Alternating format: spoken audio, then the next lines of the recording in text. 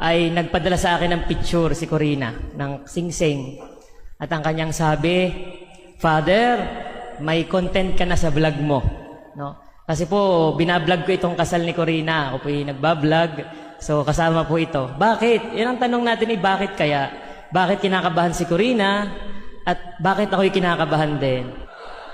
Ako'y kinakabahan. Ang dami ko na hong naikasal. Ito ho ang ako'y nanginginig. Tinan niyo, ako'y pawis na pawis na.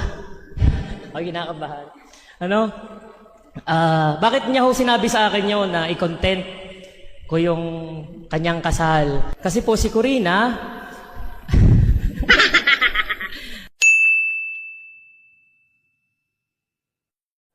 so, para madali na ito at kay makasal na, dahil hinihintay niyo talaga ang araw na ito, si Corina ho ay aking ex. Yan.